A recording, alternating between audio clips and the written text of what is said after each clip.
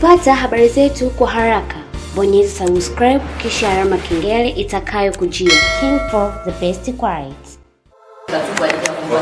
Kwa hiyo kwenye wilaya ya Hai hatujafanya hicho kitu. Hamjafunga akaunti yote. Na pia kufunga biashara pia sisi hatuna mandate ya kufunga biashara. Yaani hoja yangu iko hivi. Sio kuhusu mandate. Ni kuhusu biashara zilizofungwa. Au akaunti zilizofungwa Hai kwenye eneo lako kati ya wafanyabiashara 1500 na ngapi? 676. Wangapi mmewafungia account au wangapi mmewazuia kuendelea na biashara? Hapana, hamna hata mmoja. Wafanyabiashara mko hapa ni wangapi kati yenu wamefungiwa account au wamezuiwa kuendelea na biashara? Nini? Maana mimi nalinda interest ya TRA ya kusanya kodi za serikali. Sawa lakini nalinda na ninyi walipa kodi ili muendeleze biashara zenu ziendelee ili mlipe kodi za serikali. Nitajie leo tuzifungue, mimi nitampigia kamishna wa TRA hapa azifungue hapa mniambie ni ipi mifuko kwa hapo mjini. Kwa kweli hatuna leo kwenye mpango wa kufungia TRA. Hizo stories zinatokaga wapi? Mama wewe ni mfanyabiashara?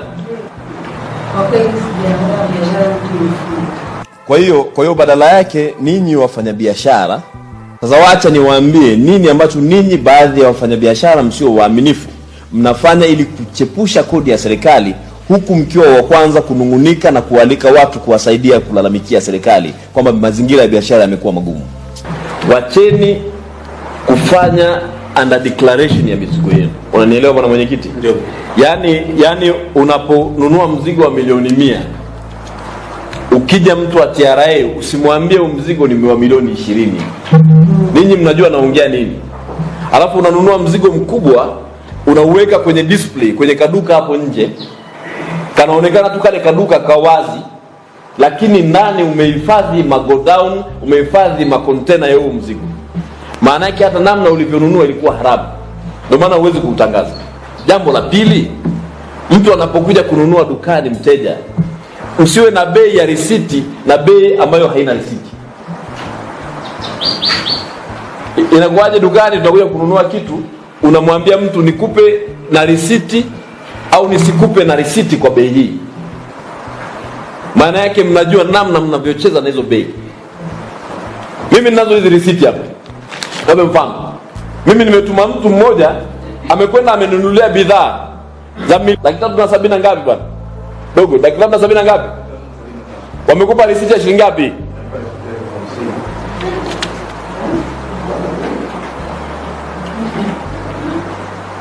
Kila 372,500 unampa mtu risiti ya 50,000. Alafu unaanza kulalamika wa kwanza. Lakini la tatu, ninyi mnauza bidhaa moja. Mkisafirisha kwa mfano kwenye fuso au kwenye gari kutoka point A mpaka point B, mnatumia risiti moja kusafirisha mizigo 4 mpaka 5 na dereva anarudi nazo. Hata niwaambie ukweli na ninyi mjue kwamba nani anaionea serikali kati ya kwenu wafanyabiashara na hao TRA mnaosema, na hiyo serikali mnayosema. Na wengine nimewakamata hapa na mkakubali na hatua zikachukuliwa. Mmeshatengeneza chorus ya kwamba wafanyabiashara wanaonewa, na kwenye hiyo chorus yenu baadhi ya wanasiasa mmetualika tuiimbe. Mmeingiza paka government machineries za serikali. Sasa mtu akiguswa tu mfanyabiashara, utasikia mwanasiasa anaongea, mbunge anaongea, diwani anaongea, mwenyekiti wa halmashauri anaongea, anasema wanaonewa. Wamewaingiza wanasiasa kwenye wimbo huo. Nchi nzima utasikia biashara zinafungwa. Sasa ngoja leo niwaambie biashara zinafungwaje. Ninyi mnafungaje biashara nyewe wafanya biashara? Mna duka lako, duka lina mtaji wa milioni 200. Unalifunga, unachukua wajomba zako, wadogo zako, ndugu zako, unawaambia wachukue mikokoteni. Umewachukua watu 20, wanachukua mzigo wa milioni 1, unawasubiri mahesabu usiku saa 12, umewasambaza huko mtaani, alafu unasema duka la mbele limefanyaje? Limefungwa. Alafu mnatuchukua wanasiasa mnachuchukua viongozi wa serikali, mnachukua watu wa government machineries, tunaenda kuimba wimbo wenu kwamba biashara ni ngumu nchi hii. Kwa hiyo ninyi mngekuwa waaminifu hapa katikati, mnaonunua kutoka viwandani, mkapata ile kodi ya mapato mkailipa kwa halali, mkalipa corporate tax kwa halali, maana yake mngeishawishi kwa mapato yenu serikali kupunguza kodi, kwa sababu ingekuwa inakuja nyingi na inaongezeka. TRA manager, hawa wafanyabiashara baadhi yao wanafanya black market. Black market ni kwamba wewe unachukua bidhaa za kwako, umenunua mzigo wa milioni 100, ukifika dukani unauchambua mzigo wa milioni 40, unachukua dinner set, unachukua majagi yale ya kuchemsha maji, unachukua bidhaa za kutosha, unawapelekea wafanyakazi wa serikali, unawapelekea walimu, wadaktari au mtu mwingine yote, unamkopesha, unamwambia dinner set milioni 2 utanilipa baada ya mwezi na nusu. Alafu baada ya hiyo biashara haina risiti, haionekani popote, ndio biashara kubwa. Kwa ile VAT haitaonekana kule chini, kwa sababu wewe unaonekana hujauza completely mzigo wako, kumbe tayari umeukopa. Na hiyo hamjui. Mwenyekiti hamjui na hiyo? Naam? Umetupigia tochi. Hiyo almost a lot of money. Ile maana yake hakuna mtu anayerealize huku. Hamna mtu anayehesabia huku. Hizo pesa mnazotulipa hizo wanasiasa, mnazowalipa watu wa serikali, government machineries, ili waimbe wimbo wenu, nendeni kalipeni kodi hizo fedha, hamtakuwa na lawama na serikali.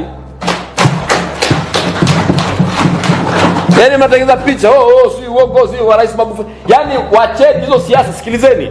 Mimi najua hata wakati zinaletwa sticker za TRA, watu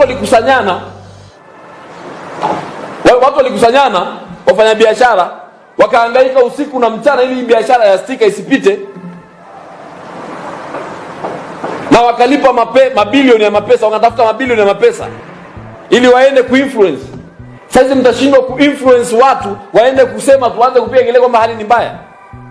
Hata kama wamewaingiza wanasiasa kwenye madaraka, ninyi wanasiasa mjue mishahara yenu mnayolipwa inatokana na kodi hizi.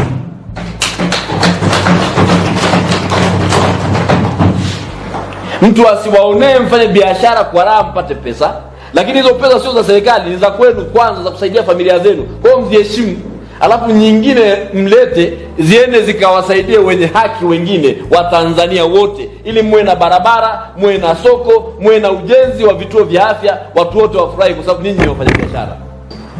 Au kwenye gari kutoka point A mpaka point B mnatumia risiti moja kusafirisha mizigo 4 mpaka 5 na dereva anarudi nazo.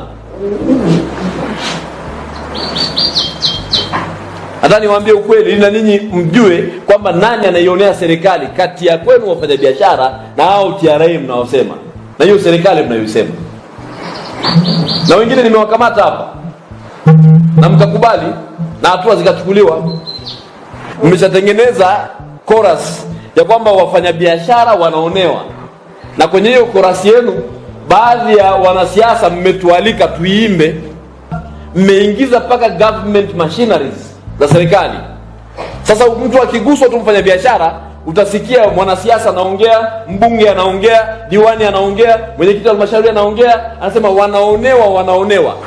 Wamewaingiza wanasiasa kwenye wimbo huo. Nchi nzima utasikia biashara zinafungwa. Sasa ngoja leo niwaambie biashara zinafungwaje. Ninyi mnafungaje biashara nyewe wafanya biashara?